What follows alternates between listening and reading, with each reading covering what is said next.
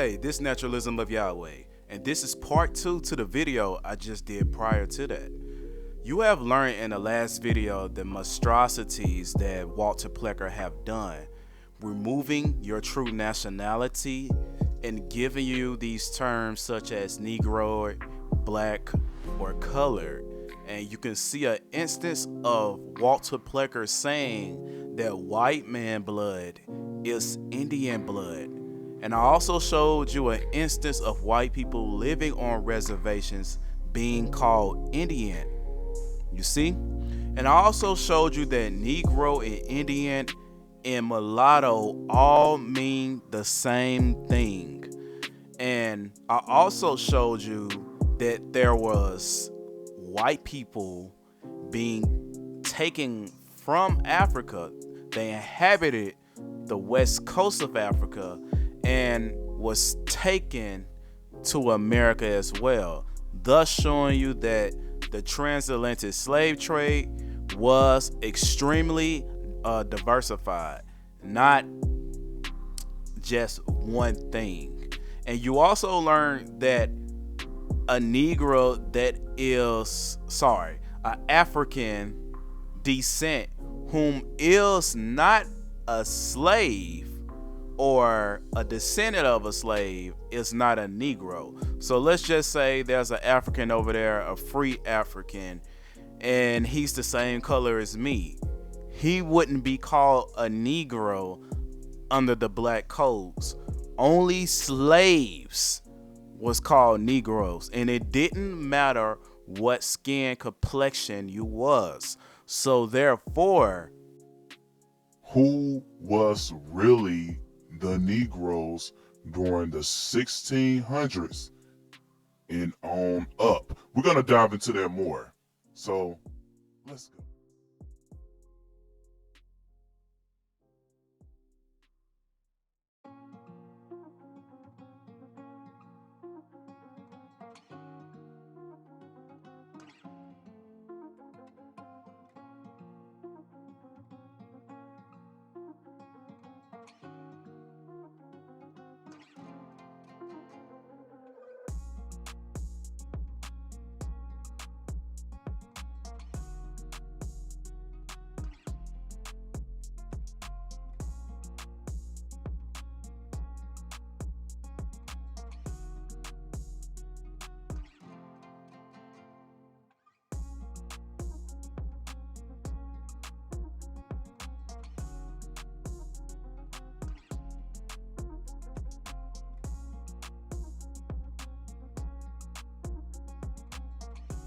So we go into this book right here called The Powhatan Tribes, Indians of North America, the Powhatan Tribes.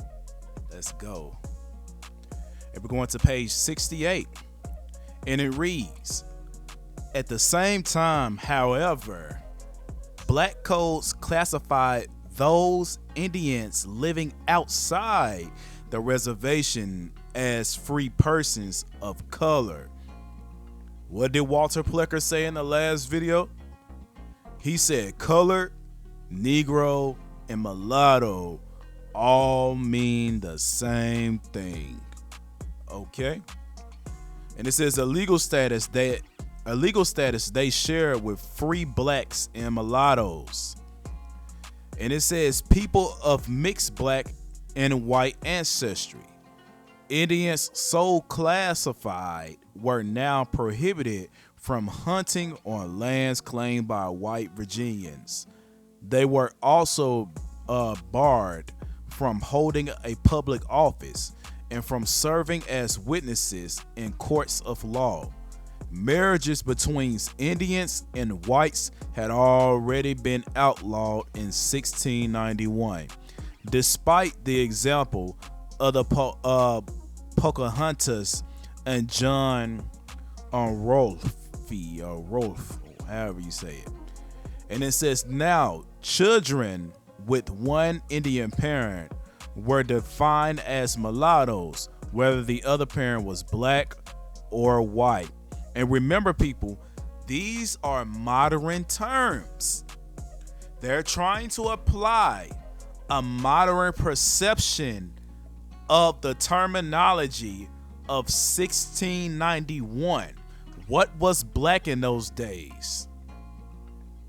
We're going to tap into that. We're going to see some instances of what was black and what was brown, what was Negro and what wasn't Negro. We're going to tap into it. We're going to look at a lot of historical literature to see what did they mean, because it's the modern books like this that be twisting up what really had happened. So it's up to us to put it together the correct way, right? So we're going to go down right here. It says, moreover, all children were classified as mulattoes if they had one black parent, grandparent, or great-grandparent. Only a thin line, a bloodline, now separates a reservation Indian who possessed acknowledged rights and privileges from an off-reservation one who was legally designated as colored and had a much lower social status. Although the latter were not enslaved, some plantation owners probably forced their Indian servants into marriage with blacks so that the children could be claimed as slaves. Again, people, conjecture. He said, although the latter were not slaves. It says some plantation owners probably, the word probably, that's uncertainty. So we already got conjecture, theories already into a modern source.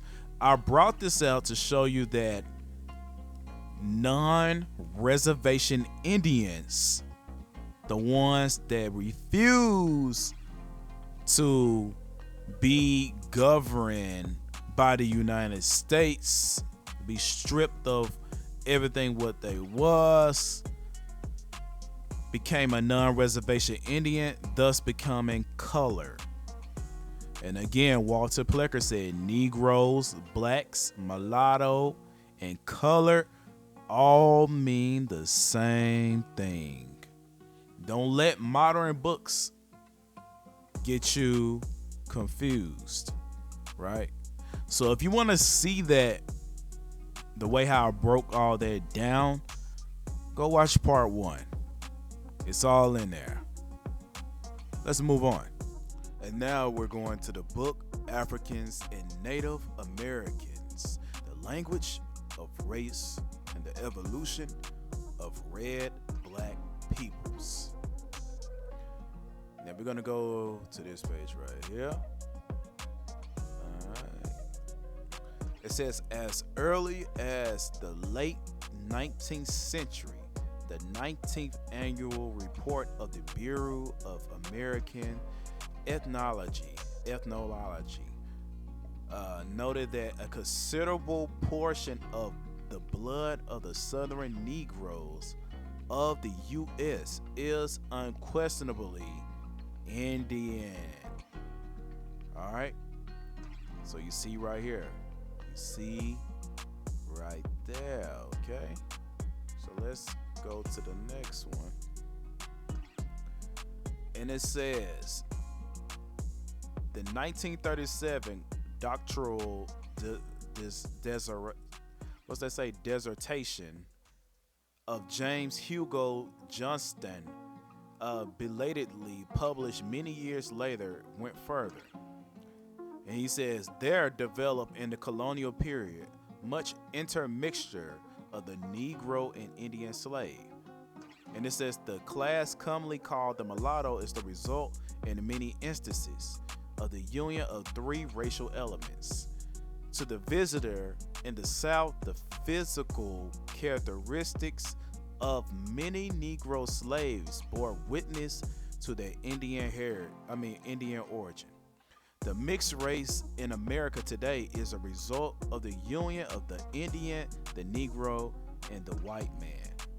So look, I already told you that these modern books it gives you a perception that the Negro is only black people from Africa. It makes you think that the Indian is the Native American, and they mix and they created the yellow skinned people of today in America with a little dash of white man blood. That's not true, because the information I'm about to disclose to you today to show you what they was talking about in the 18th century, who the Negro really was and who the Indian really was, and these two peoples had intermingled together, making another type of black person too. Come on, man. They're not telling you the truth in these books, but I'm just showing you the confusion of the modernism when it comes down to these terms such as Negro and Indian, when it all is the same thing, right? Now it says Johnston also noted that many Indians were enslaved along the eastern seaboard. The end of Indian slavery came with the final absorption of the blood of the Indian by the more numerous Negro slave. You see that? So they were trying to say, basically, the blood of the Indian is now the Negro blood, since they came and just intermingled with every single one, right? But it says, but the blood of the Indian did not become extinct in the slave states, for it continued to flow in the veins of the Negro. In an article published in the Journal of Negro History, Johnston remarked, where the Negro was brought into contact with the American Indian, the blood of the two races intermingled. The Indian has not disappeared from the land, but is now part of the Negro population of the United States. Y'all, for a second, I want you to really think about that now. Really think about that. Even though down here it says something about Native American African intermixture remains before us, but I want you to really, really, really think upon this. Is the Native American of today is who they talking about? And again, modern terms leads to confusion when you read this real old history. It's not good to read modern books talking about something that happened in the 1800s or in the 1600s or in between. But we're gonna see. Because we got this figured out, my people. We got it all figured out.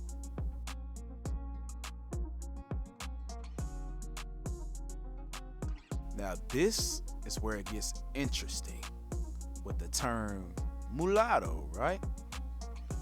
So it says, long ago, when first working with my own Powhatan Lenape people of Virginia, Maryland, Delaware, and surrounding areas, I discovered that the meaning of the racial terms was a controversial issue. Here we go. It says, I learned that terms such as mulatto and color were used or had been used in Virginia in a quite different way from the usage in most books, including modern dictionaries. You see, I told you, do not use modern definitions to talk about historical events, because everybody that is labeled as a Negro don't mean they came from Africa, and it doesn't mean they're black people from Africa. And just because you're labeled as a mulatto doesn't mean you're mixed, or just because you see colored doesn't mean you came from Africa. Get what I'm saying? These modern dictionaries, they messed up a lot of things dealing with history, at least the ideal of what had happened. Okay? It was all done on purpose too. It says, I also discovered that many questions were not answerable within the context of the latter, which is today, such as what do you call a person of mixed American, European, and African ancestry? No one provided any answer because it seems the American mixture with the African was generally subordinate to a focus upon a fascination with only black and white nexus. But what is black and what is white? Because you got Walter Plecker catching black people putting white, people that got the skin color of brown, putting white on their birth certificates. So what did white really mean? And you also learned in the last video that white people, when I say white people, the white status, you couldn't tax them. They had a lot more freedom. They followed common law. But now they get taxed now, of course. But you see why our people was going around calling themselves white. So what was really white? And why did you have to go before a jury so they could determine if you was white or not? And again, if you had a lot of money, they labeled you as white. No matter what your skin complexion was. Why do a jury gotta tell you where you come from? People that don't even know you, don't even know your traditions, don't even know your culture, but they look at you and say, you this and you're that just because of your background. Get what I'm saying? Even white people, pale-skinned people, were called Negroes too, when they wasn't even Negroes. You get what I'm saying? So, let's go.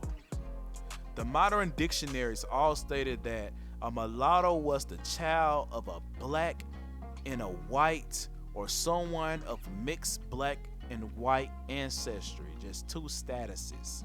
Doesn't necessarily mean your skin color. But where did that leave those who were also part Indian? Let's go on down. Right. In any case, I discovered that Native American descendants had been legally defined as mulattoes in Virginia in 1705. How, when the census record didn't take place until, 1790? I believe, the Census Act.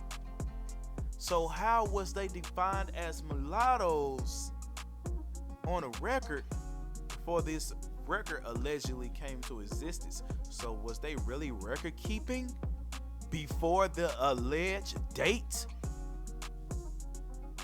It's very interesting, ain't it? And if so, where are those records? Because I'm pretty sure the melanated people got some interesting records before 1790. If they say they're hiding records in the alleged date when they came out, because these records could potentially say something else that's in opposition against what the modern historians are saying. Just something to make you think, right?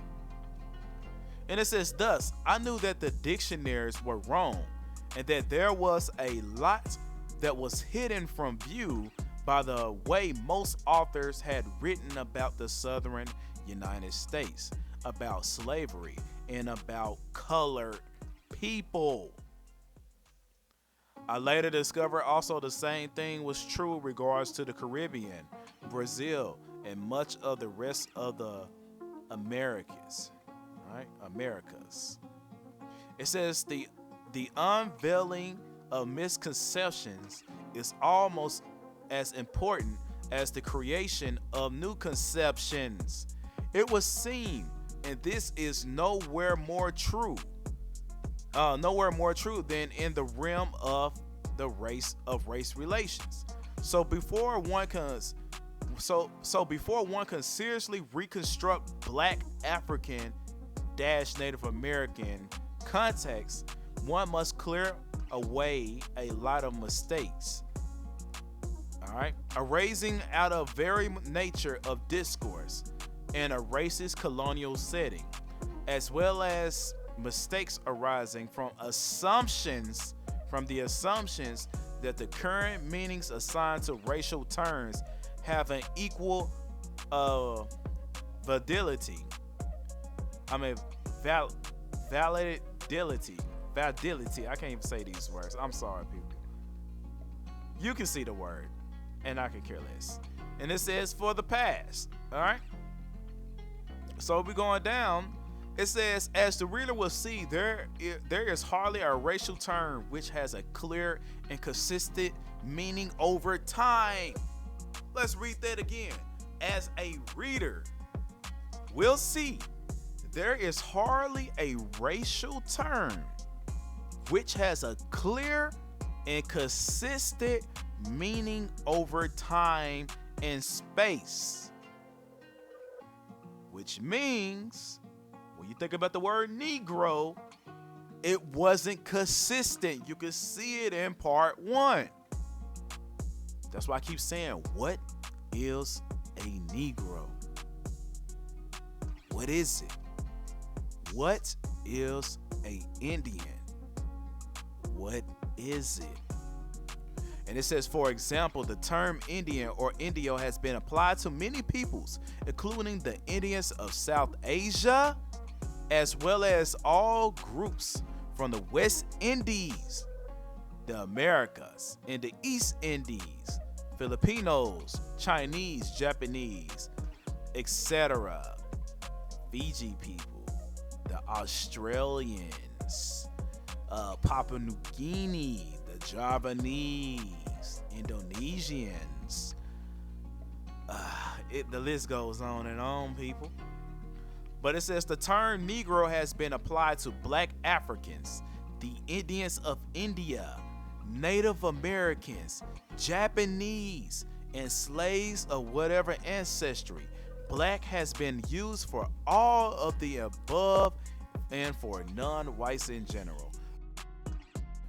All right.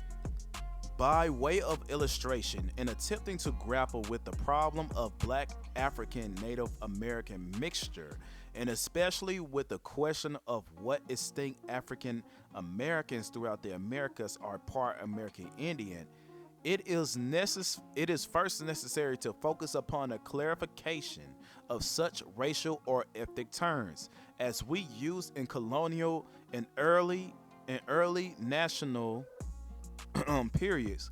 Key terms include mulatto, pardo, color, free color, negro, zambo or sambo, musty or mestizo.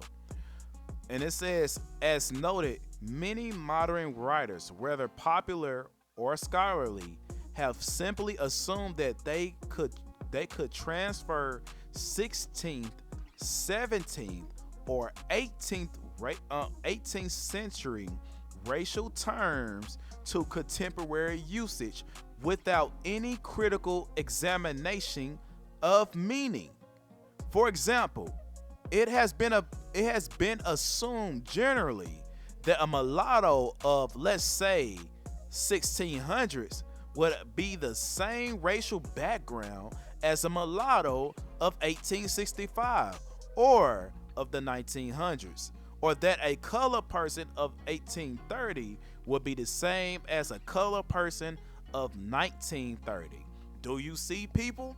The thing I've been telling you, you cannot use these old terms and try to change it to something modernistic.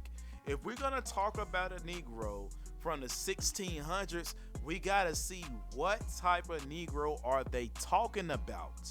We gotta see what did this term mean during that time period and when that memoir was written. Not when it was published, when the memoir was written. So when Captain Smith came here and he said these people look black, we gotta see what black mean in the 1600s. I'm talking about black with an E at the end, not BLACK. And try to say black means African American. No, we got to see what it meant, so we can come up with a critical answer. So everything we reading today dealing with history is assumption, because they did not fully examine these terminology, these terms. So you out here calling yourself a Negro, don't even know what it really means. When there's levels to this, when there's categories to this, right? Let's go.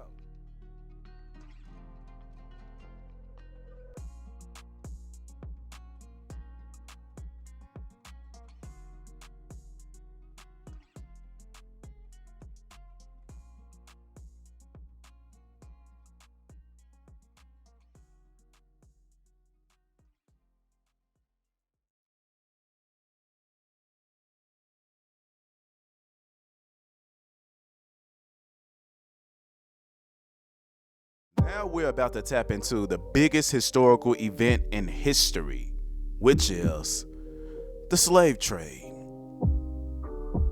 Now, I really want to know what happened before the slave trade. How long was the slave trade going before the American slave trade? And I want to know, was those slaves before the American slave trade the slaves that came to America? Was it only Africans?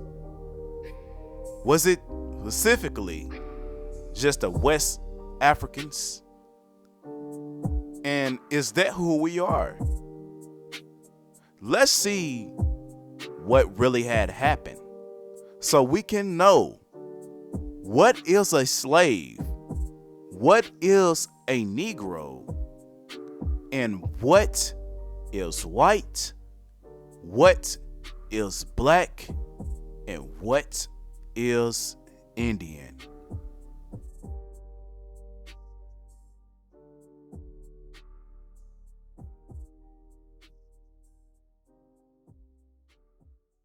So we're going back to the book, Africans and Native Americans, the language of race and the evolution of red-black peoples, by Jack D. Forbes. The intensification of context, transatlantic slavery, and interreaction after the 1500s, right? Now it reads, the arrival of American slaves in Spain and Portugal. Now let's go ahead and dive in. It will perhaps be surprising to some readers to learn that the greatest degree of intensive contact between Americans and Africans did not occur initially in either the Americas or Africa, but rather in European cities such as Lisbon, Seville, and Valencia. This contact has not heretofore been studied for a variety of reasons. I wonder why, right? It says one of the principal ones being the myth that the enslavement of Americans was a temporary phenomenon. Another reason, equally mythical, y'all, is the notion that modern times slavery and Negro slavery were virtually synonymous concepts. How many times I gotta say, what is a Negro? It is modernism that is changing the perspective of what history really is. When you automatically think of the word Negro, you automatically think Africa or West Africa. when that's not really true. It's what the modernists did. Therefore, since the modernists, which is the modern historians, your educators, your academia, colleges, or whatever you want to call it, they the ones that's pushing this issue and saying Negro and slavery is synonymous, because if you are black, you are a slave. Even if your roots show that you wasn't. Even if there was no proof. Just by your skin color, they're calling you a slave when it's not even the truth. It's a fictitious narrative that is painted in the mind of the modern people of today, especially the youth.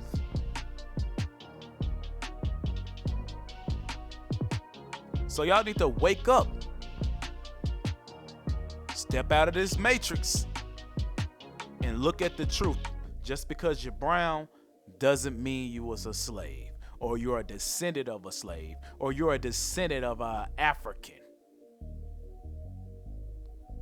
Let's move forward. Slavery was quite common in the Mediterranean world in the 13th and 14th centuries. In Iberia, Islamic laws recognized slavery, and Muslims were even allowed to hold other Muslims as slaves if the latter were black or Loro, or intermediate color, of an intermediate color. That means brown. All right. So they basically saying this is a modernistic thought, y'all. Because once you read on, that wasn't the case. That is a modern ideology applied to a 14th and 13th century event when that wasn't even true. Because the real Arabs were melanated people. Not the ones you see today out of the Ottoman Empire. But the real Arabs were melanated people. Moros, Moriscos. With their undesirables. They're barbers. Right? So, y'all need to pay attention. We talking 13th to 14th century. They did not call them black in the Arabic tongue. They did not say black. That's why I said modernistic thought applied to the 13th, 14th century. But the word you should be focusing on is Loro. The intermediate color between is brown. And Christian Barcelona. There we go, Barcelona. One finds numerous slaves between 1275 and 1288 classified as Moro Lorum. Moro, the Moro Wars, Moro Lorum. Muslims of intermediate color. Or a Sarracino Blanco, which means the white Saracen, Blanco, white Saracens. So what did they say about Muslims? Did what they say about up here? Then they just say, oh, we just enslaved black people or Loro. No, white Saracen. What is a slave descent? And why is Negro is synonymous with slavery? When we got Blanco, 12th century. So who was the slaves before 1492? And is these same slaves coming to America?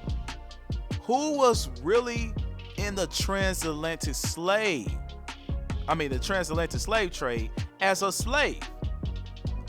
So you telling me they just stopped and just said, hey, let's get West Africans. Let's stop the other shenanigans and let these people be free. And let's just get West African. You really think that's what happened? Let's go. And the Saracenum. The Saracenum. I'm saying these words the best way I can because these words is not in my vocabulary. All right? Saracenum nigrum. Nigrum.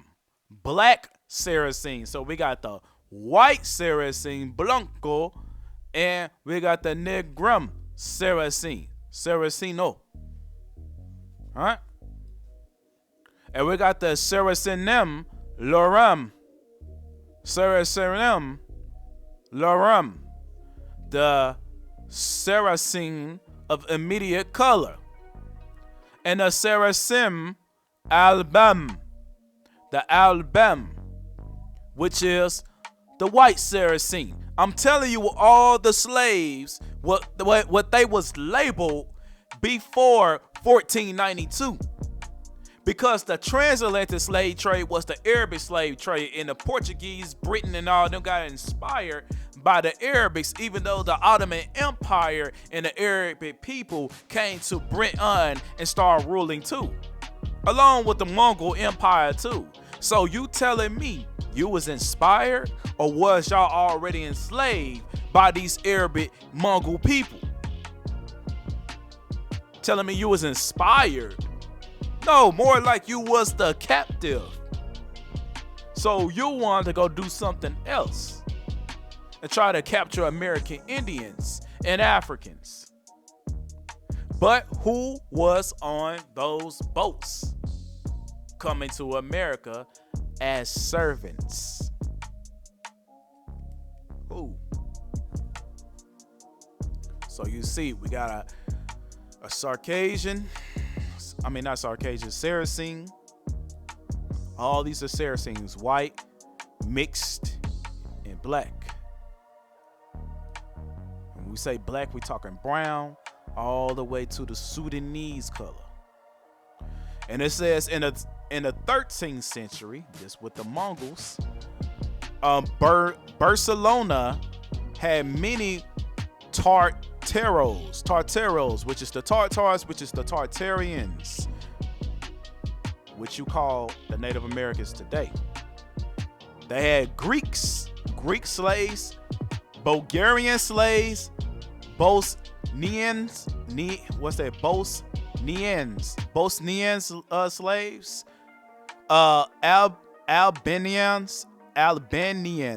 Albanian slaves, and so on as slaves, including an Esclava Blanca Tartara, white Tartar slave. I tell you, some of these words I'm not gonna be able to say because it's not in my vocabulary. Bear with me. It's cool, right? So we got Saracen slaves, white, black, yellow, which means mixed and all this. And we got Greeks, we got Tartars, we got Bulgarians, we got Bosnians, and we got Albanians, and we got white Tartarians, which is white Tartars, white Mongoloids. All these people were slaves before 1492. And you telling me they just stopped and then bring none to America? Who was on the ships? Really? Who really was on there? Because they painted this African narrative when that wasn't even the case. A lot of these people I just mentioned was in Africa on the West Coast. Who is the slave? You see what I'm saying? You can't say you are a descendant of a slave and you try to apply that to an African. You can't do that. You can't. All right? No matter what type of literature you come across, they just falsely calling everybody Africans. The modernistic mindset. All right? And it says in the 14th century, Muslim slaves became more common again. And here we go, 14. Where we at? 14th. Muslim slaves. Who was the Muslim slaves? I gotta go back and let you see who was the Muslim slaves. White Saracen, black Saracen, and we got the Saracen intermediate, which means mix. Loro, Blanco, black. Telling you, man. Telling y'all. In the 14th century, Muslim slaves became more common again, and one finds many white. Then we got Loro, intermediate, and black slaves. What is black? What is black? Is it African? What is black? When you expanded your mind on what was a slave or slave descent, now you got to ask yourself, what is black?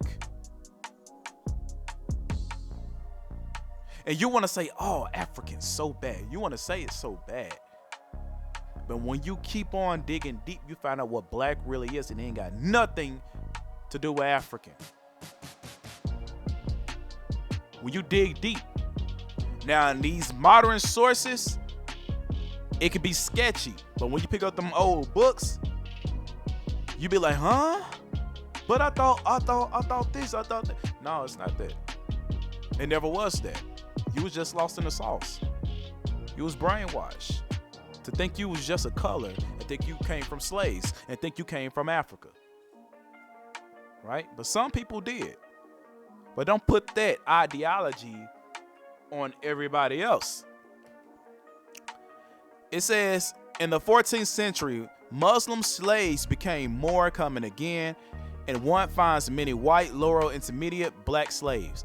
In 1439, Simeon, an Ethiopian slave, killed a Russian, Russo, you see? Russian slaves where? Russo, what the Tartarian, what the heck a Tartarian doing as a slave? A Russian Tartarian, y'all supposed to be the victors. How you became a slave?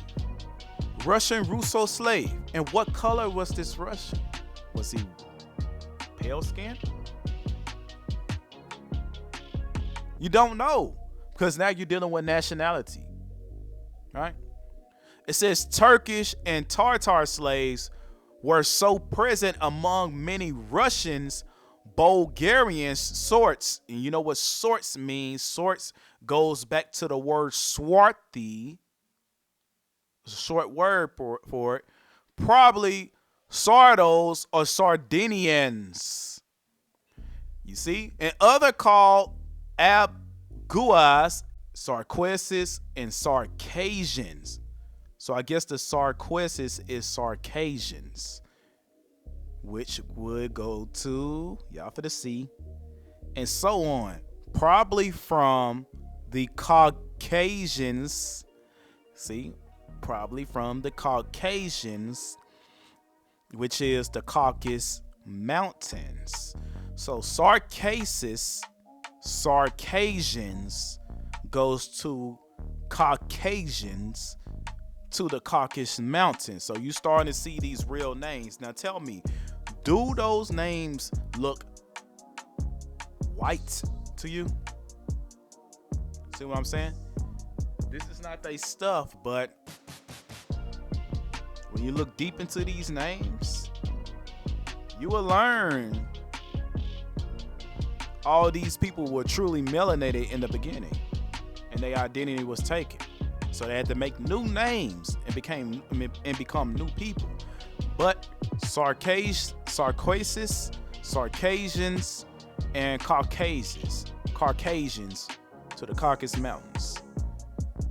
And it says in 1429, 2 runaway black slaves were recaptured in Rodin, France, but others escaped to Tolosa and Toulouse,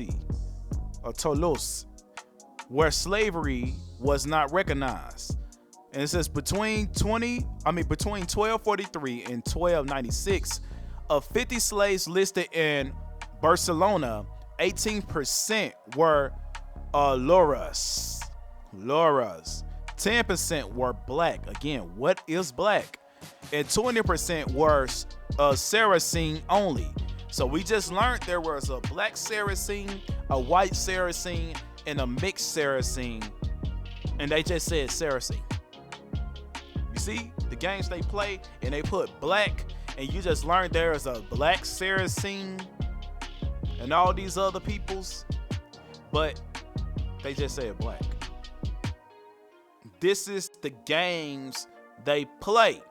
Then they say Loras, which means mixed, but you ain't telling us from what people. They playing games and they knew they screwed up, so they just throwing false labels on everybody.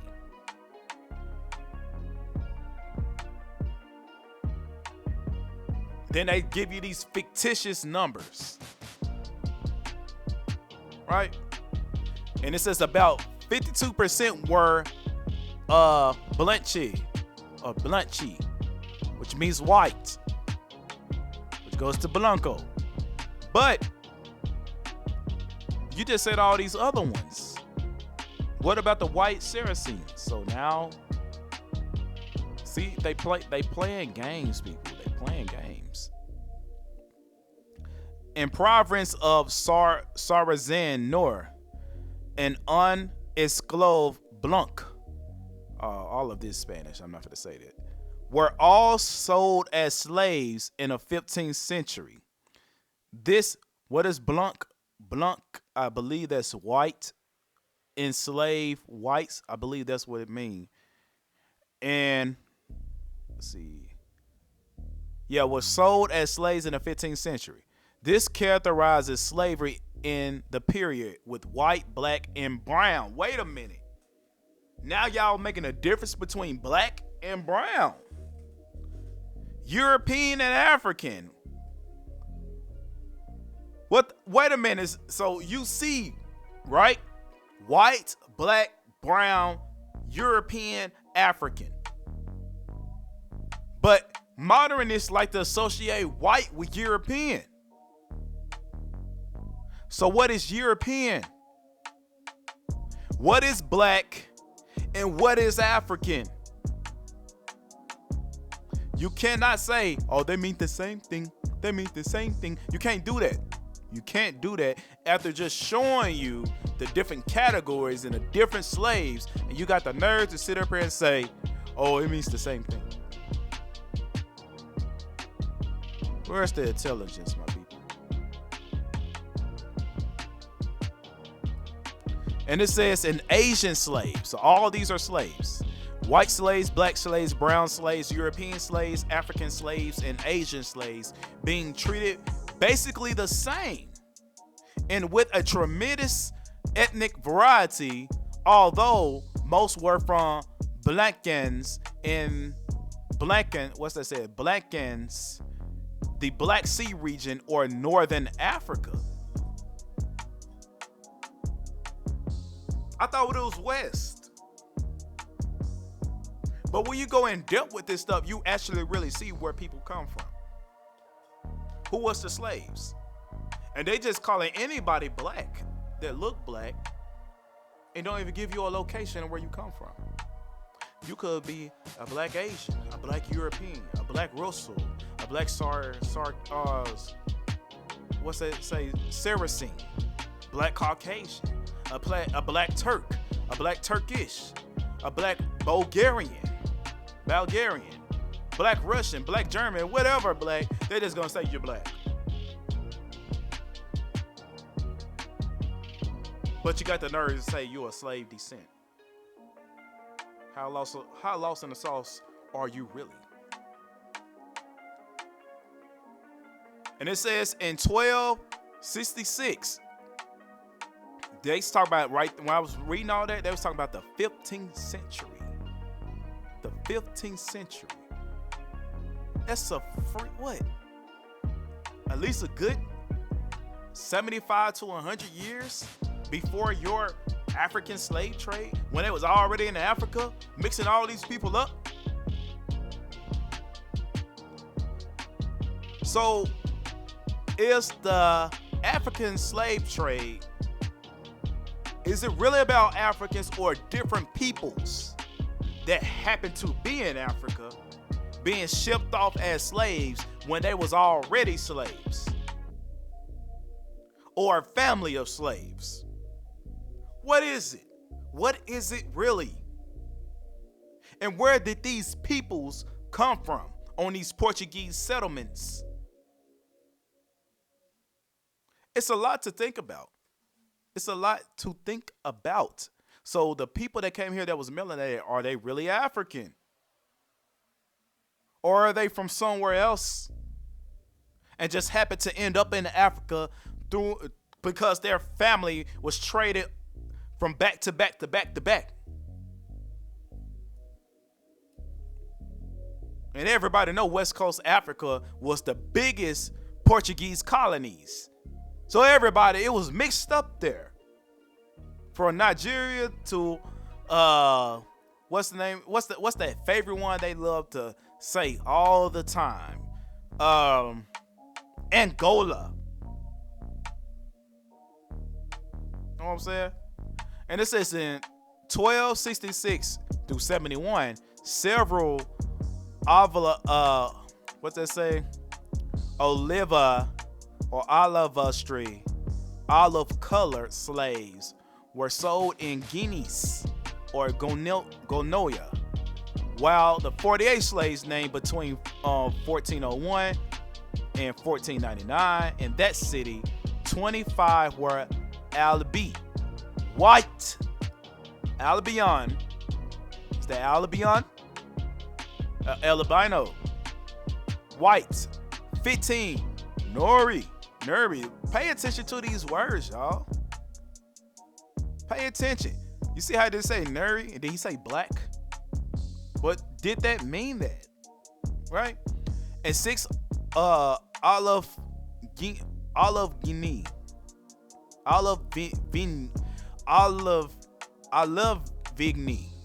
I'm gonna sit up here and be trying to say this shit all day because this is not English. And it said intermediate or olive. 1 Indico or Indica or Indian, and 1 Laura, intermediate or brown. So y'all see Laura means brown. I thought it meant mixed, but Laura means brown. So black, brown. Now we got Indian. You see the difference? So what is Indian? What is Indian? If they're making a separation with brown, and they're making a separation with black, and they're making a separation with olive, what is Indian? What is it? There were many Tartar and other Eastern slaves, Pacific Islanders, in Italy during that period, along with a substantial number of blacks. You can't say that. And others with North Africa. You can't say that either in the Iberian Peninsula. Because once you start to learn this, you really can't say those words no more. You got to say, when you say blacks, what you talking about? When you say North Africa, what are you talking about? Name me the people. Name me the people. In Portugal, slaves of Muslim background were present in the 13th century. In Portugal, slaves of Muslim background were present in the 13th century, along with some who were, Macarbas, and Christians who lived in an Arab fashion. So I guess that's what were Macarbas. Arbas, whatever it is. I think that's just means an Arab Christian. During the 15th century, Portuguese vessels began to raid the Canary Islands, and many Canarios were introduced as captives, all right, along with additional Muslims. In the 15th century, Berber and black. What is Berber? What is the Berbers? Is this the white Berbers? Is this the black Berbers? Is this the pale skin Berbers? Or is this the brown skin Berbers? What is it? And the Senegalese Wolof slaves, you gotta tell me, became common, especially after 1440 and 50. During certain periods, the term Saraceni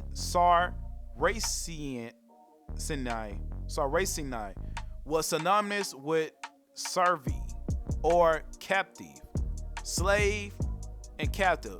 That goes back to the word Saracen. So they saying Saracen means slave. That's what they saying. All right, and it says the Moor,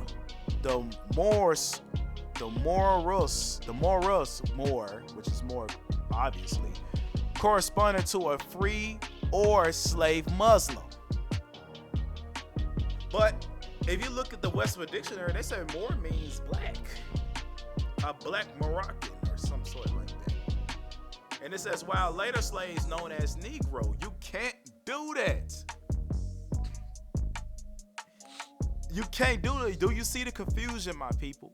Negro, El Genio, or Preto. What's that E right there? Let's go to the next slide. Oh, I don't even have it, don't I? More Proteo, or Sobritudo, Escravo, Spanish. The slaves as class might be called, depending on the time period. Saraceni, or Negro, or Preto, or slave. So you see Negro, Preto, slave, Saraceni, or nine. I bet y'all like, get on with it. Say it right. Say it. No, I do what I want. Okay. But look, it says they making this synonymous together. But you can't do that. You can't say Negro means Preto. You can't say Negro means slave or Slav, because that goes back to the Slavics. But up here they said the Saracens mean the same thing. So what you saying? Negro white, or slave white, or slave brown? Like, this stuff is stupid. Y'all know it don't make sense. And it says quite early in both Portugal and Spain, the status of child was determined by status of the mother. Say it again. Quite early in both Portugal and Spain, the status of a child was determined by the status of the mother. If the mother was a slave, the child was a slave. Portugal, Spain, Portuguese settlements in West Africa. Remember what I just told you. Who was there? If there was a slave already there, so if the mother was a slave, that child is a slave, not necessarily the father. So let's just say it's a Russian slave living in West Africa, and she's a mother. That child is a slave. The Portuguese already knew who the hell was slaves in West Africa. So to say they sending these people across the Atlantic Ocean to America and say these are Africans, when they can be barbers or somebody from the Canary Islands or Tartarians or Ethiopians or anybody, because they were just switching them back and forth. They was trading slaves for slaves. I'm not leaving out the African, but I'm saying you can't assume that this person is an original African, because there's a lot of Africans that don't even know their identity when their origin's not even from Africa. You get what I'm saying? So this stuff really gets deep, people. It gets real deep. All right. It says, in the Western Mediterranean, the slave trade was dominated by the Guinos and Castellanians by means of slave factors in Fez, Morocco. But slaves from the east were also introduced. In 1455, for example, a Tartar slave was mentioned in Seville. A Tartar slave, right? And it says, at about that time, however, the Portuguese began to dominate the black African trade. What is the black African trade? By successfully reaching Agadir and then Senegal in the mid-15th century. In 1452, Pope Nicholas V permitted the Portuguese to enslave infidels, pagans, and enemies of Christ. Now y'all gotta think, there's a lot of Moors that fled Spain and Portugal and went down to West Africa that did not want to be Christians. They wanted to stay true to their Muslim faith.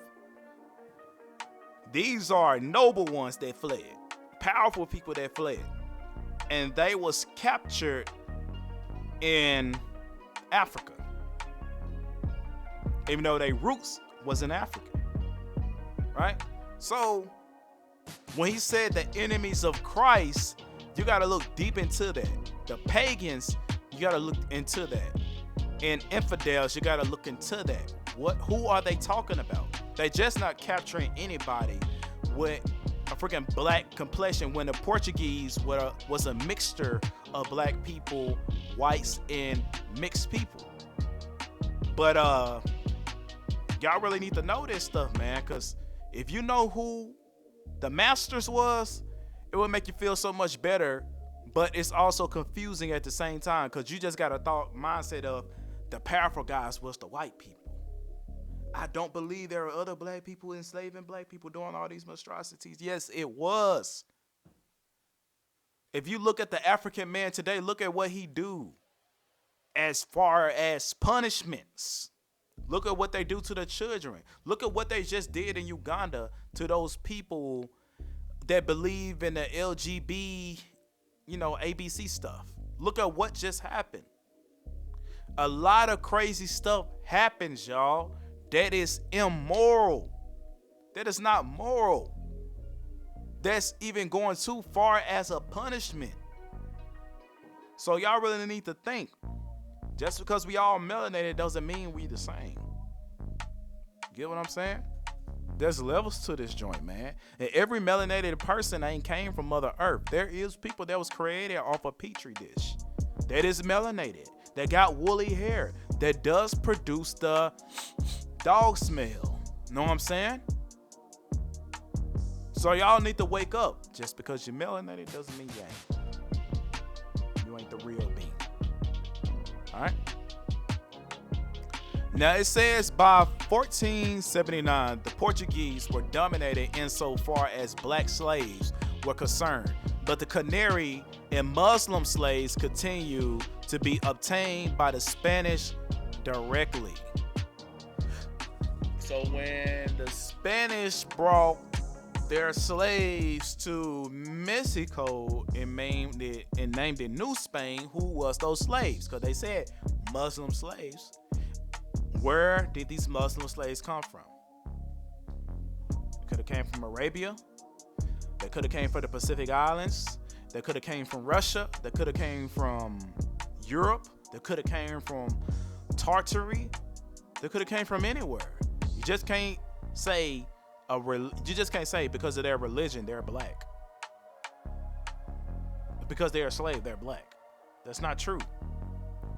So that's why I said slave is broad, the term Negro is broad, the term black is broad, the term white is broad, because there's people that is white who have the skin complexion as this, who's labeled as white just because of their wealth. So y'all need to really get real. It tastes the coffee because you're being tricked. This stuff was so complicated, so they had to group everything together and call everybody black and everybody a slave, and they say they was all Negroes, thus eliminating a big part of history and people's identities and all types of things. You know what I'm saying? And it says, for a long period of time, Muslim slaves continued to arrive in Seville and other Spanish cities, some from Granada and others from Algiers and Oran. and other places which were raided in North Africa. Now, he just told you where these Muslim slaves came from. They arrived in Spanish cities from Granada, from all these places. Know what I'm saying? Canary Islanders were also shipped in by Spanish, who had replaced the Portuguese as the oppressors of the Canarios. Thus, all during the 15th century, 16th century, that's y'all favorite time, Pan-Africans, the 16th century, but you don't know crap about it.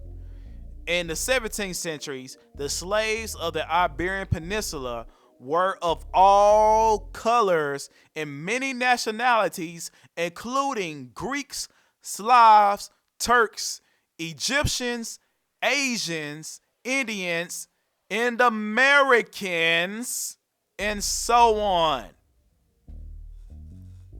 I thought you said they was all Africans, Mr. Pan-Africans.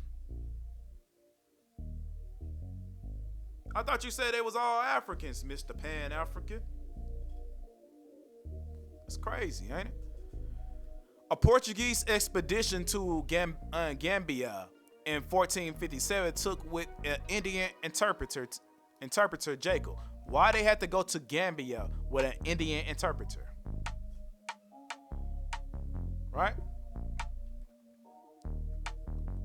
So, what is this?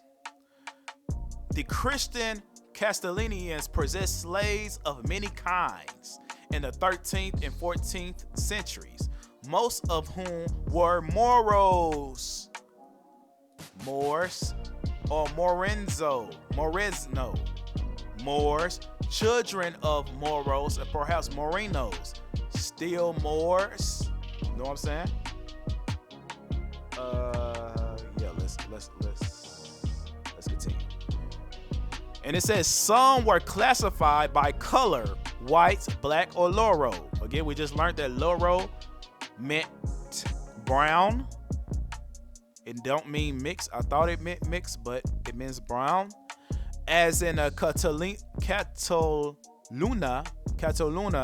while a few in a 1266 were called Mamelukes, slave in Arabic, or especially soldier slaves. That means prisoners of war. In 1475, a royal order established for Savile in the position of. So y'all see what's going on, right? Many different peoples. You never know your background. And there's a lot of our people that look like they Arabic. There's a lot of melanated people in the South that got that Arabic phenotype. You know what I'm saying? Like there's one individual I know. I think her name is EMT Productions. To me, she got an Arabic phenotype. It really do. She remind me of an Arab, but she's not an Arab. Well, I don't know, but EMT, she do like an Arab. I wish I could put a picture up, but I don't got her consent, so I'm not gonna do that. EMT for Productions from TikTok. Okay. So thus in 1475, Juan de Valladolid. I'm surprised I said that. A black of a noble ancestry, we talking about Moors, was appointed as the judge and mayor of the blacks in Loros, Browns, a Savile area, with authority over the communal life, whether they were free or slaves. This policy of self-government for blacks and browns conformed to the established Castilian in Aragonese policies towards free Muslims and Jews. Now we're talking about the Moors and the Jews. Each community of which had its own laws, courts, and separate from those of the Christian community. This attitude of tolerance and autonomy was later abolished by it set a direct precedent for later policies favoring American autonomous pueblos. Who are the real pueblos? We know those are the Moors too. In the Americas after 1520s. In any case, American slaves were probably integrated into the non-white community structure in Savile. You know why? Because they were browns. They was Lauros. The same complexion as me or my background. That's what a Lauro look like. Now, if we're going to talk about the complexion of a Native American today, which is a Tartar, which is a Tartarian, which is a Magog, then we're going to say ashy yellow or yellow. Because they're not coppery. They're not copper. They're not brown, just like how our people call themselves black when they're not black. All right? But let's continue to the next slide. This is not to say that it was all clear that all such captives were legal slaves. I told you, they was capturing people that were already slaves or descendant of slaves. And I already explained this to you. It says especially if they were not taken in just war, but in practice, laws were often ignored. One finds, for example, Christians captured by Muslims being treated as slaves in Spain if purchased from Muslim slave dealers. In the records which have been published from Seville or Valencia, possession seem initially to have always been accepted as proof of the rights to sell a slave and for the authorities to impose tax on the slave. Again, slave, another reason they was promoting slavery was because it was a profit for taxation. Once America seen that they couldn't get taxations or taxes from slaves anymore, they went on and made it illegal for citizens. You know what I'm saying? And it says Columbus was the major supplier of American slaves prior to 1500s. As noted earlier, he caused some 3,000 to perhaps 6,000 slaves to be sent to Europe. And also, if we are to believe that his plans were implemented to the Azores or Canaries or the Madeira or the Cabo Verde Islands by the year 1500s. However, a great escalation began in the shipment of Americans across the Atlantic since other Spaniards and the Portuguese became directly active. So right here, basically the American diaspora.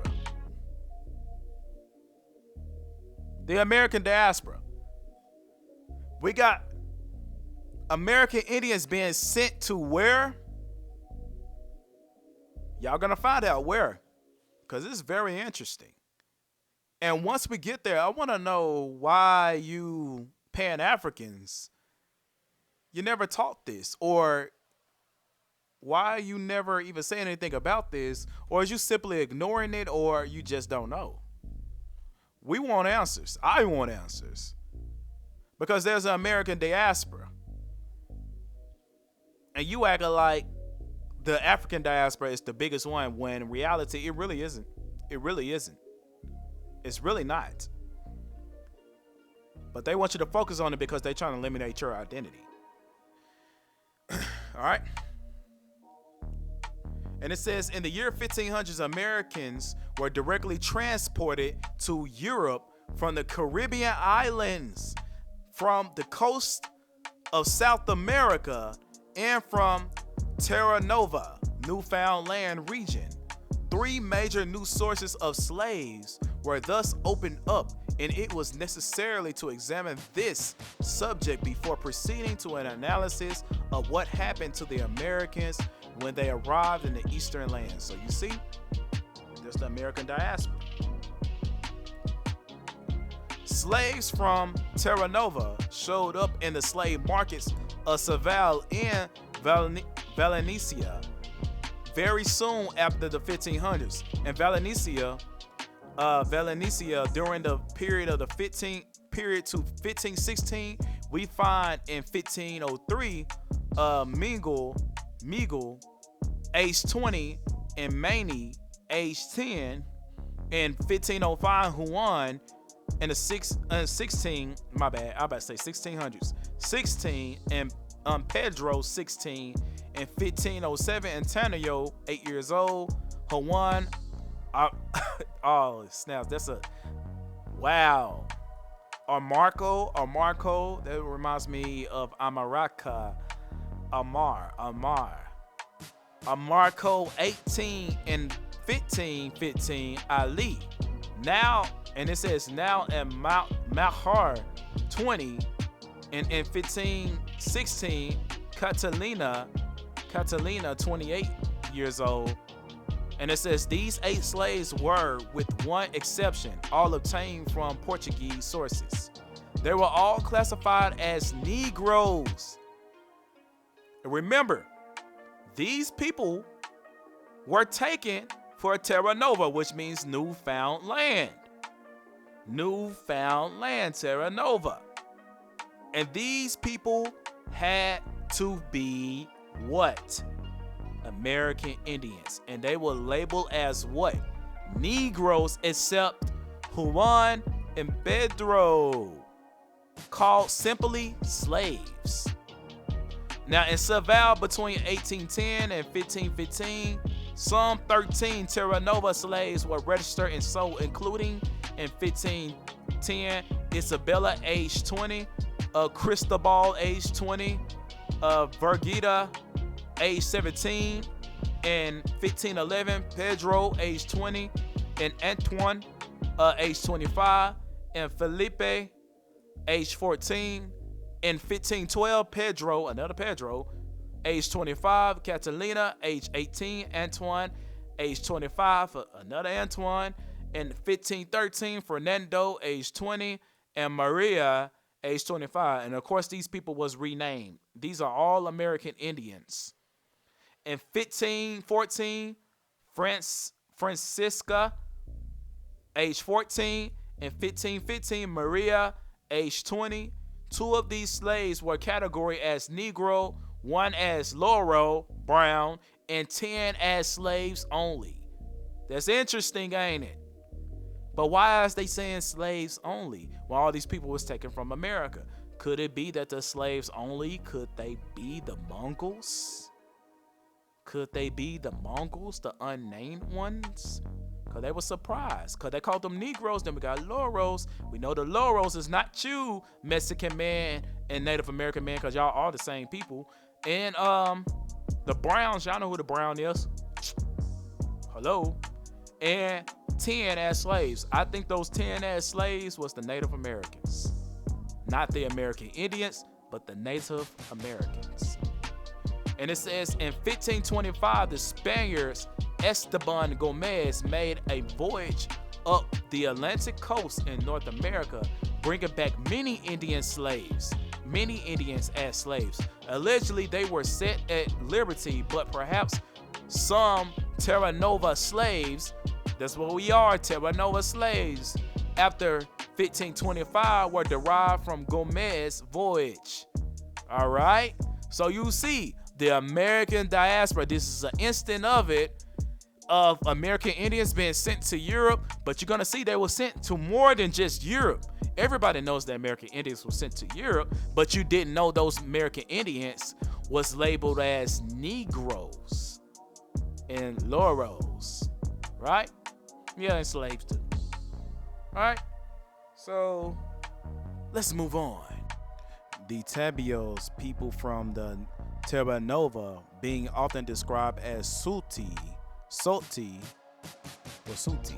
or dark color, which means swarthy too. Sulti is swarthy as well. Might well be regarded sometime as Negroes rather than as Indios. This will be discovered in a later chapter. Americans were usually regarded as Pardos, Portuguese, or Laurels is Spanish, right? In terms of color in the earlier period, 1492, early 1600s, but Negro was also used for them. So basically, in all of these terms right here, in these colonial terms. Indios, Suti, Loros, Pardos, they all synonymous with Negro. So you see, but like I said, who's an Indian and who is not? What is a Indian? What is a Negro? Negro is actually broad. It could be applied to any persons of a melanin complexion around the world. Negro isn't just applied to African, which the modern people, the modern education system, they try to say Negro is only Africans when it's not true. That's not true. Now it says, the Terra Nova slave trade helps to explain the earlier depopulation of Newfoundland and the ease of the subsequent extinction of the American natives inhabited by the English. They was never extinct, or they never went extinct. Their tribes went depopulated because of this. Suti,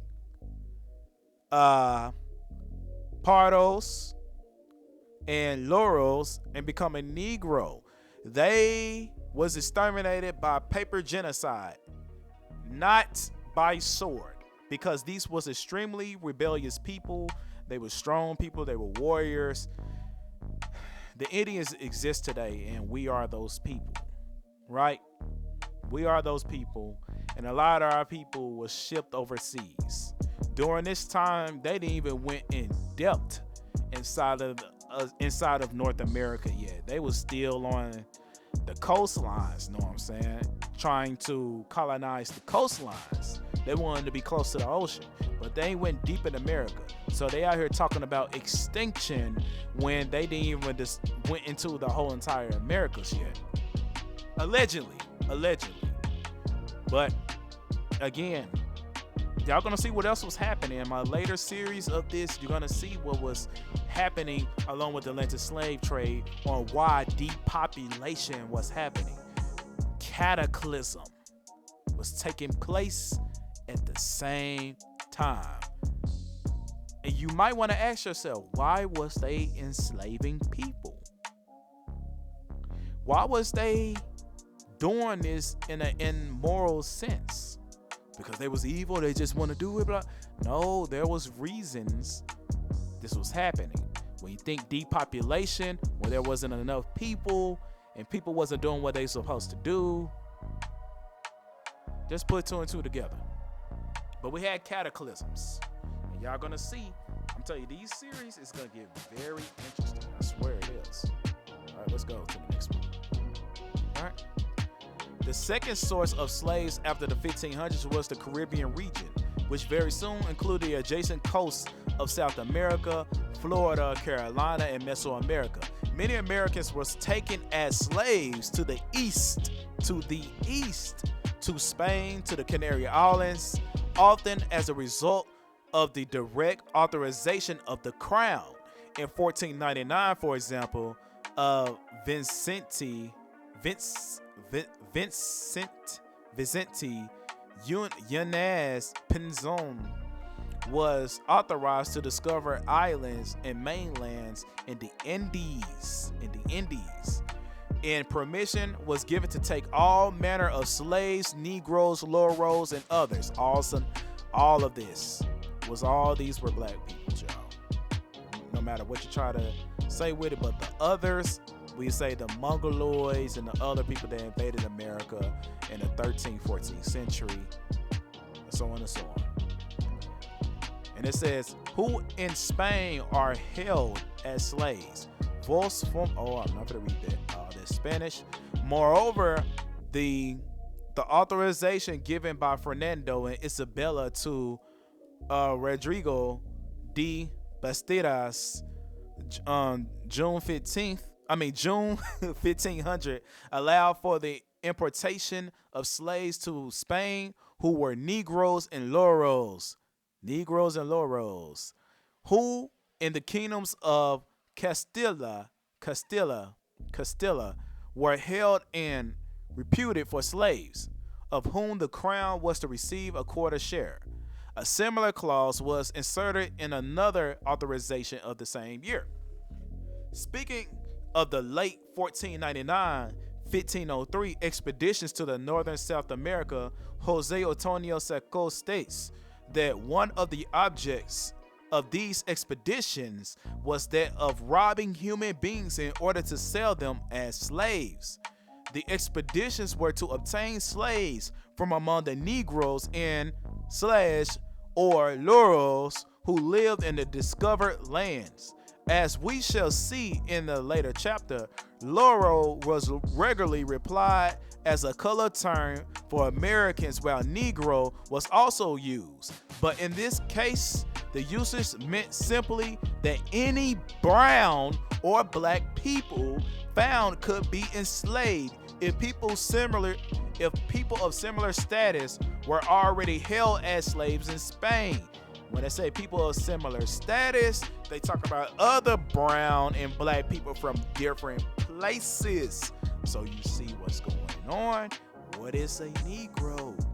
Does it mean African? No.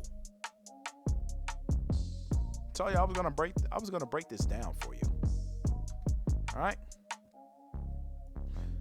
Who in Spain are? Did I read this already? Okay. A series of voyages then ensured, including that Alonso de Ojeda, who in 1500s disembarked more than 200 American slaves at Cadiz. Amerigo Vespucci, which is really Alberto Vespucci, that's his name is Albert, y'all. His name is not Amerigo. But also reports having sold more than 200 Americans in Spain. But some authorities feel he was simply reporting on the Ojeda expedition. In 1500s, Enes Pinzon captured 36 Americans in northern Brazil, as well as some of the other places. These were landed at Palos, Spain, where a legal dispute ensued. It seems that Pinzon had promised one slave from his expedition to Diego Prieto, I think it said Prieto, when he did not receive a slave. Prieto, I don't know how to say that, seized one of the American slaves in Pinzon and Palos. In order to settle the dispute, Pinzon offered to pay Pareto. Let's call him Pareto or something like that. I think I said it right that time. Pareto. The value of another common slave, and the king commanded that this be done. The royal decree of June 20th, 1501 shows that the crown was already accepted the enslavement of Americans in Spain, in spite several exceptions noted elsewhere. All right. In 1499, Diego de Lepe, also deported from Palos, proceeded to enslave Americans in the Amazon region in the Gulf of Paria. And it says Paria.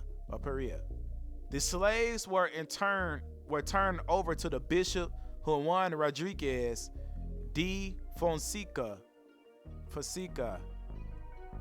in Spain. Interestingly, American from Maranhão or the Amazon showed up in Seville in the 15th century. I might as well say 15th century, in the 1500s. He was named pastor, aged 13 or 14, colored. He was colored Loro and sold for 10,000 maravedis. All right. So we see he's a brown man, which is really who? The Negro was sold. He was 13, 14 years old from America. As we shall see, some Americans were still being shipped to Europe by Spaniards In this period, even though labor shortages more than royal decrees operated to favor their being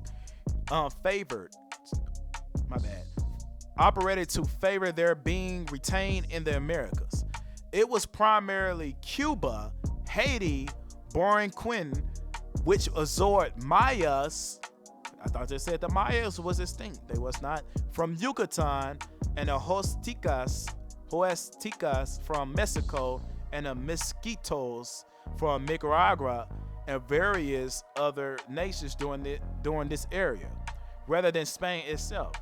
Note should also be made of the many Americans sent to Spain in capacities other than that of slave. Right? So here's the main part right here. They showed you all the places where they went to go get these American slaves, right? And they said they also took the Mayas from Yucatan. But they said the Mayas was extinct. We know who the Mayas is. Now look, in the green right here, it says many were sent to become interpreters or to be instructed and baptized. Others went as curiosities or as entertainers. In 1528, for example, Hernan Cortez took a group of Aztecs and Teco chiefs, including a son of Montezuma II, to Spain along with a troupe of jugglers, acrobats, and dancers. These also were taken to court of Pope Clement, don't know that number, in Rome. A different kind of figure was Juan Santos Atahualpa of Peru, taken to Spain and Angola by the Jesuits. So what that mean?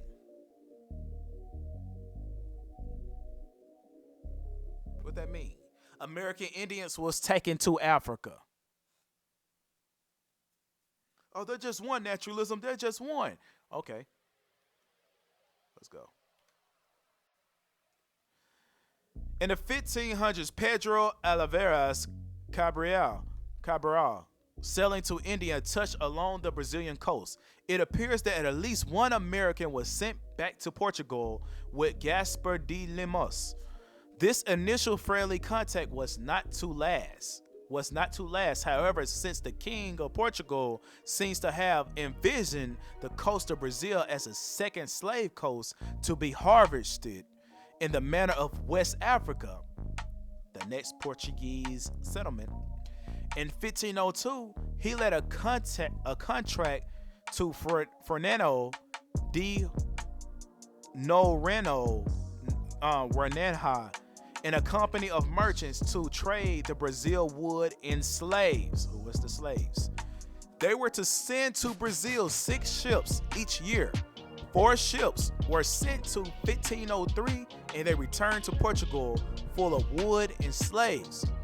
It is known that the trade was fairly regular after 1504. Okay, y'all see what's going?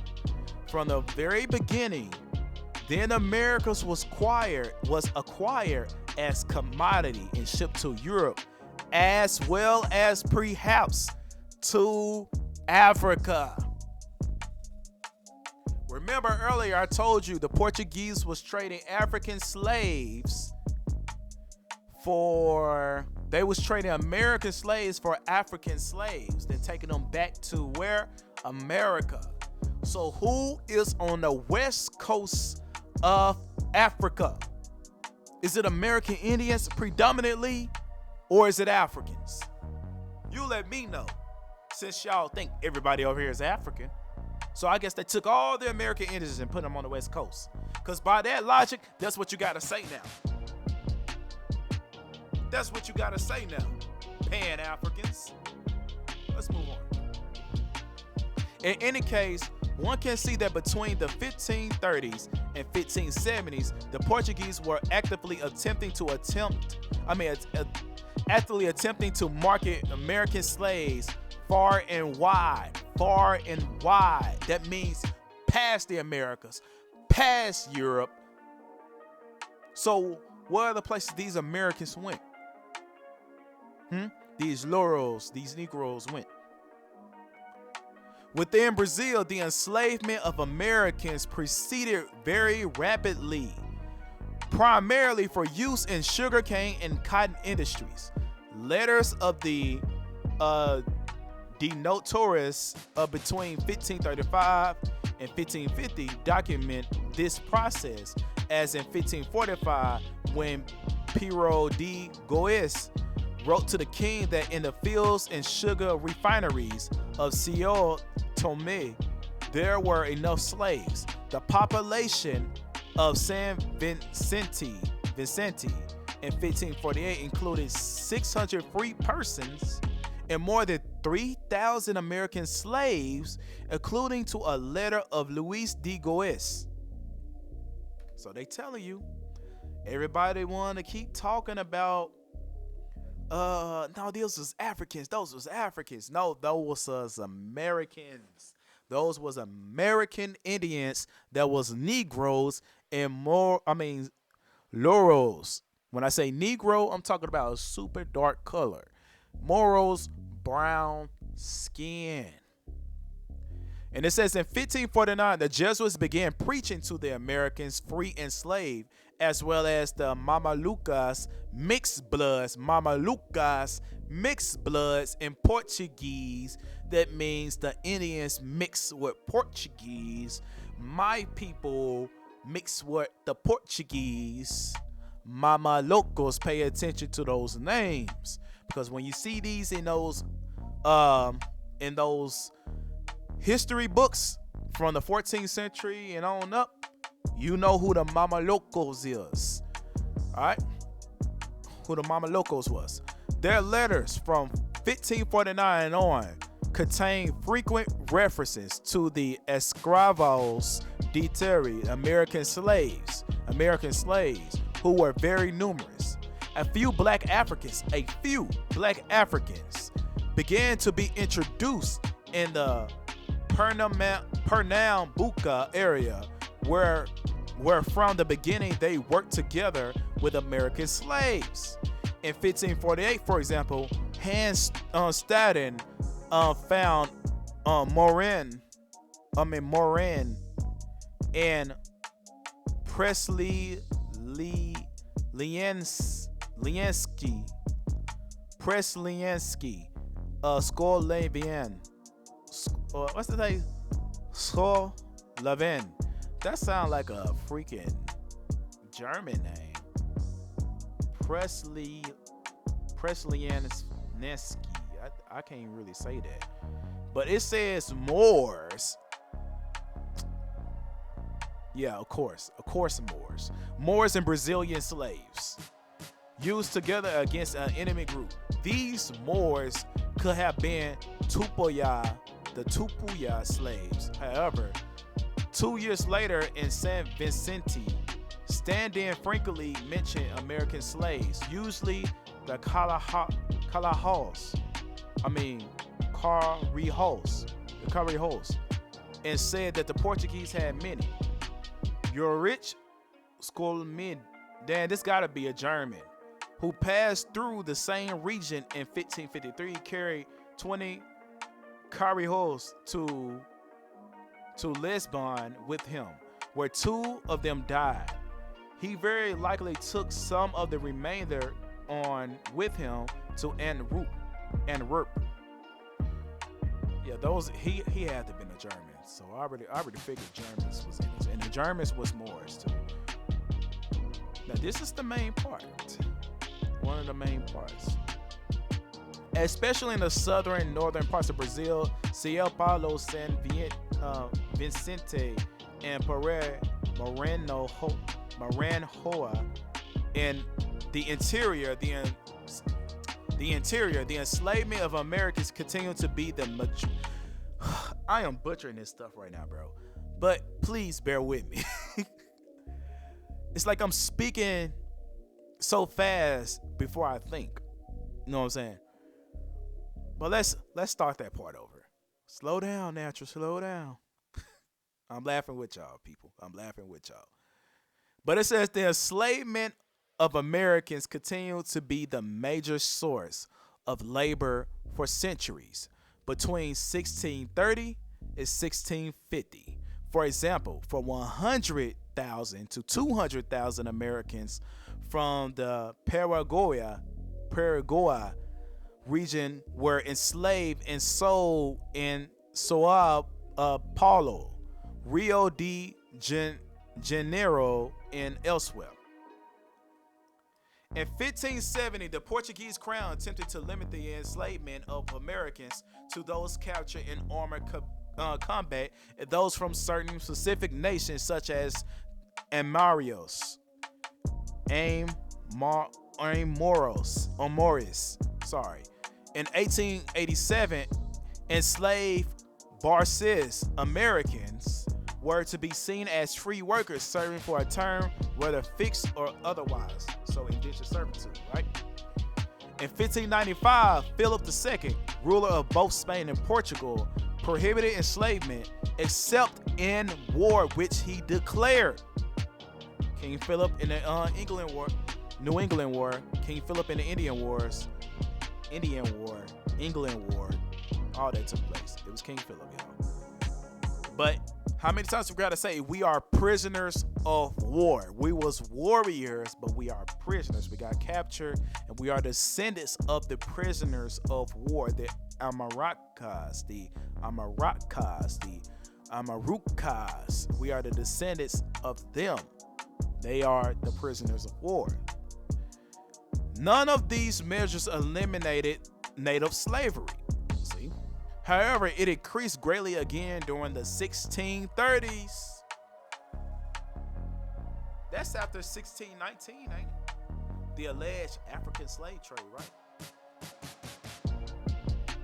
100 to 200,000. Come on now. That beat the so-called African slave numbers, because y'all real numbers was less than 30,000. It didn't even precede 100,000. Nowhere near. But it says, under the conditions of labor shortage in Brazil after the 1580 century, it would appear that the shipping of Americans to Portugal would have declined in significance. But we must keep in mind that the Portuguese had to have a way to pay for African slaves, and also perhaps sometimes wanted to be rid of potential rebellious Americans. C.R. Boxer noted that as late as the 17th century, 1719, the Portuguese of Puua region were trading 3 or 4 redskins. The redskins. It was the redskins, the brown skins, the red undertone under the brown skin, despised. It is possible, therefore, the cheap American slaves captured in slave raids were sent to Africa.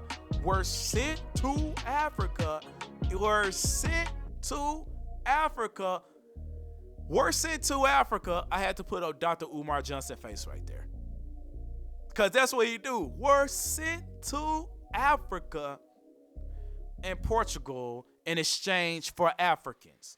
Who's on the west coast of Africa?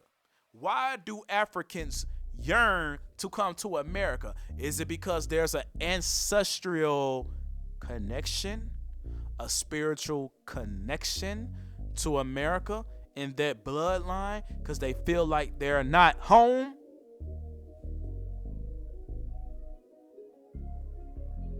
You be the judge. That's just something to think about. In any case, Chief Martian of the Corijo Nation complained to the Spanish in 1576 that the Portuguese of the southern Brazil were carrying their children off to other parts of Brazil, then to Portugal to be sold as slaves. A Jesuit witness in 1635 a slave raid using 15 seagoing ships and many large canoes, designed reportedly to secure 12,000 slaves from the Corijo Nation. one must suppose that many were to be secured for sale outside Brazil. Tell you this stuff getting deep. We can, I think, be confident that Americans soon appear in the Portuguese colonies in America and the Cape Verde Islands. I already read this, but I'm reading again.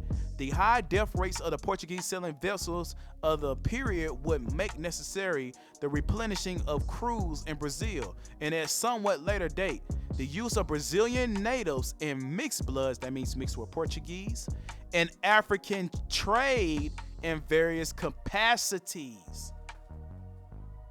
Sending Brazilian Indians, American Indians to the west coast of Africa for Africans. They traded one for another group of people. They ain't just went there and took people. They had to give one for another. All right? The American diaspora. See? We're going to end it right here, my people. We're going to end it right here. So, let's take a little break. Then I'm going to come back up.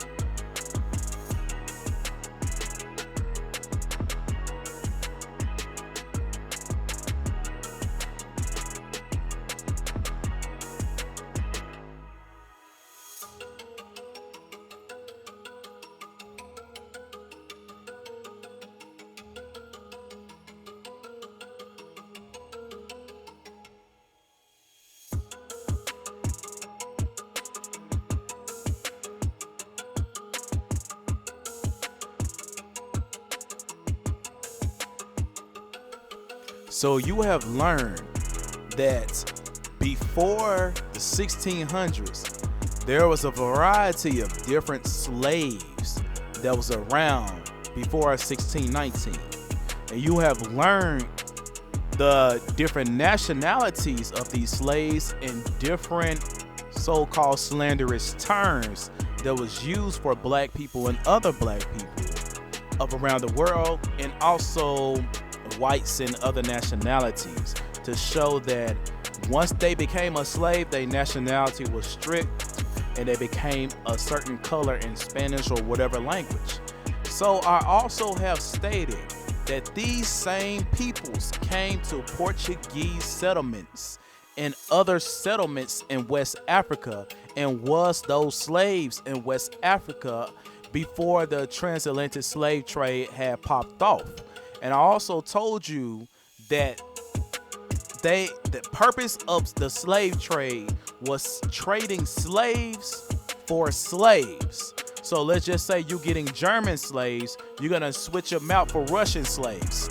So you're gonna get Russian slaves for German slaves, or Portuguese slaves for Spaniard slaves, or you're gonna get American slaves for African slaves.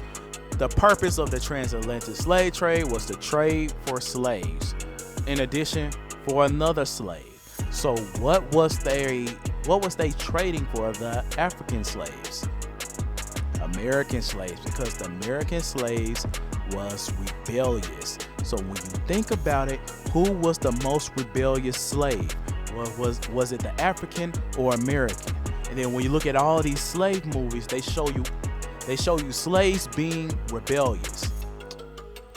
They literally telling you that these slaves was American Indians, not Africans, but they using propaganda to trick you. But other than that, we going to expand on this topic more in part 3. Thank you for watching.